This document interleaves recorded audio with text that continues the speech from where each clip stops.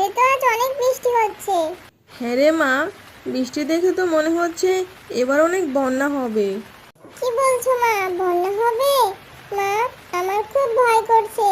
আর দেখো বাইরে কিভাবে বিদ্যুৎ চমকাচ্ছে। মা, বন্যা হলে আমাদের ভাসিয়ে নেবে না তো? তুই ভয় পাস না রে মা, আল্লাহ যা করে সবার মঙ্গলের জন্যই করে। আর আমি তো তোর সাথেই আছি, আমাদের কিচ্ছু হবে না। তুই একদম ভয় পাস না। অনেক রাত হয়ে গেছে রে মা, এবার ঘুমিয়ে পড়তো।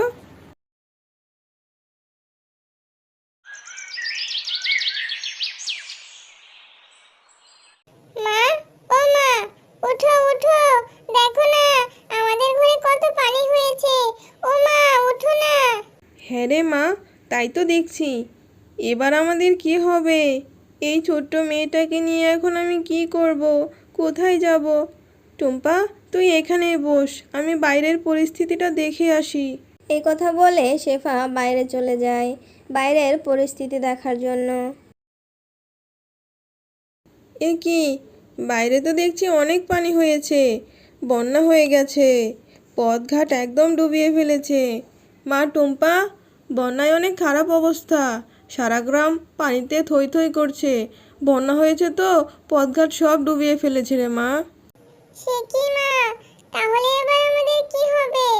পানি যদি এইভাবে বাড়ে তাহলে তো আমরা পানিতে ডুবে মারা যাব মা। না রে মা, পানি যেভাবে বাড়ছে এভাবে ঘরে বসে থাকা একদমই উচিত হবে না রে মা। চল মা, আমরা ঘরের চালে আশ্রয় নিই। এই কথা বলে মা ও মেয়ে চলে যায় ঘরের চালে আশ্রয় নেওয়ার জন্য। মা, আমাদের থাকার জন্য তো একটা জায়গা পেলাম, কিন্তু খাবো কি? আমার যে খুব খিদে পেয়েছে মা। মারে, এখন তো আমাদের কাছে খাওয়ার মতো কিছু নেই, তবে কিছু শুকনো মুড়ি আছে। তুই আপাতত এই মুড়িগুলোই খেয়ে নে। ঠিক আছে মা, আমি আর তুমি মিলে এই মুড়িগুলো খাই। না রে মা, তুই এখন খা, আমি পরে খাবো। এখন আমি খাবো না, আমার যে এখন খেতে ইচ্ছে করছে না। আমার তো এখন ক্ষুধা পাইনি। না মা, আমি জানি তুমি কাল রাতেও কিছু খাওনি, তোমারও খিদে পেয়েছে, তাই তুমি না খেলে আমিও খাবো না। মারে, আমাদের কাছে তো খুব অল্প মুড়ি আছে। এই অল্প মুড়ি দিয়ে আমাদের কিছুদিন চলতে হবে মা, তাই তুই খেয়ে নে, আমি পরে কিছু খেয়ে নেব। আচ্ছা ঠিক আছে মা।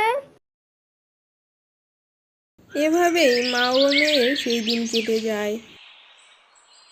মা, ও মা, দেখো না এদিকে একটা নৌকা ভেসে আসছে। হ্যাঁ রে মা, তাই তো দেখছি। হয়তো আল্লাহ আমাদের ওপর দয়া করেছে রে মা।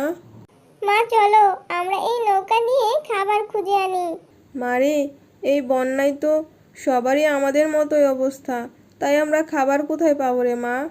তার চেয়ে বরং চল, এই নৌকা দিয়ে আমরা নিরাপদ কোথাও চলে যাই। এই কথা বলে তারা মা ও মেয়ে চলে যায় নিরাপদ স্থানের খুঁজে।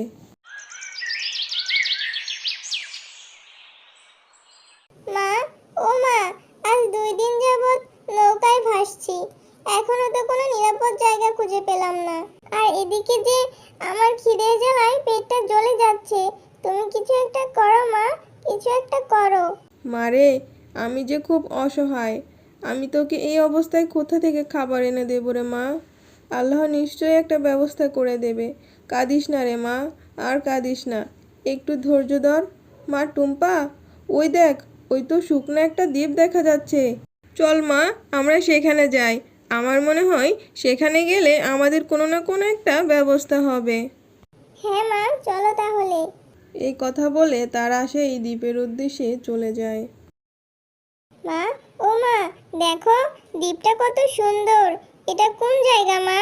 জানি না রে মা, এটা কোন জায়গা, তবে এত সুন্দর জায়গা আমি আর কখনো দেখিনি। চল মা, সামনে গিয়ে দেখি কোনো খাবার সন্ধান পাই কিনা। আচ্ছা মা, চলো তাহলে।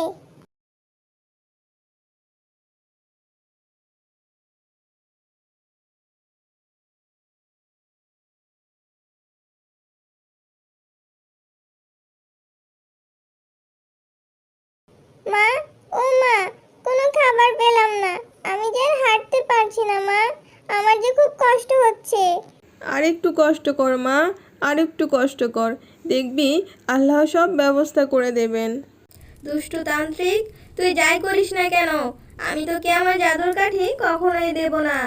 আমার এই জাদুর কাঠি নিয়ে তুই সর্বশক্তি লাভ করতে চাস, কিন্তু এই তোর আশা কোনোদিন পূরণ হবে না।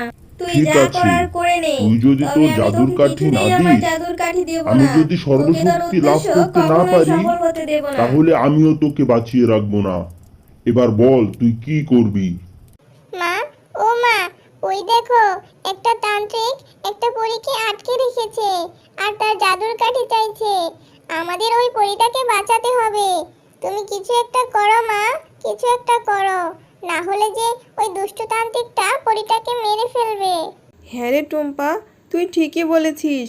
আমাদের ওই অসহায় পরীটাকে বাঁচাতে হবে। মা টুম্পা, তুই এখানেই দাঁড়া, আমি দেখছি কি করা যায়। যে করেই হোক পরীটাকে বাঁচাতে হবে আমাদের। হ্যাঁ মা, যা করার তাড়াতাড়ি করো, কিন্তু সাবধান, ওই দুষ্ট তান্ত্রিক তোমারও ক্ষতি করতে পারে মা। এই কথা বলে শেফা শিয়ালিনী পরীটাকে বাঁচানোর জন্য দুষ্টু তান্ত্রিককে লাথি দিয়ে আগুনে ফেলে দেয়। আহ, আমার সারা শরীর জ্বলে গেল গো, আমার সারা শরীর জ্বলে গেল।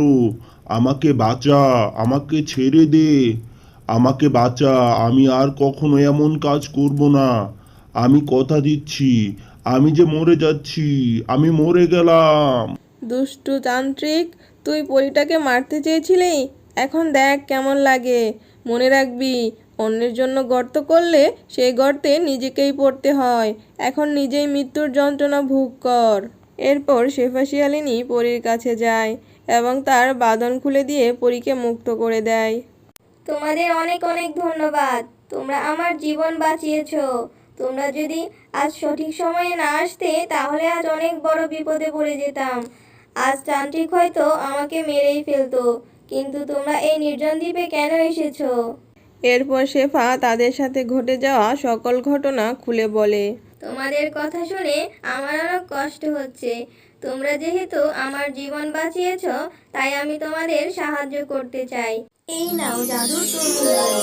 এই বাড়িতে তোমরা যাবতীয় সকল কিছু পেয়ে যাবে। এ বাড়িতে কোনো কিছুর অভাব হবে না। তোমরা তোমাদের সবকিছু এই বাড়িতেই পেয়ে যাবে। আর যদি কখনো প্রয়োজন মনে করো, আমাকে স্মরণ করলে আমি তোমাদের কাছে চলে আসব।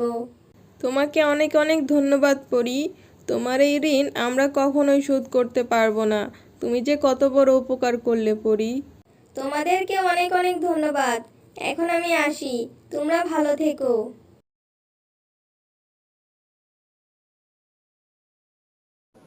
মা, ও মা, আমাদের আর এখন থেকে কোনো অভাব থাকবে না। পরীর দেওয়া তরমুজের বাড়ি থেকে আমরা যাবতীয় সকল কিছু পেয়ে যাব। এখন আর আমাদের পথে পথে ঘুরতে হবে না মা। এতদিনে আল্লাহ আমাদের উপর মুখ তুলে তাকিয়েছে। হে আল্লাহ, তোমার দরবারে লাখো কোটি শুকরিয়া।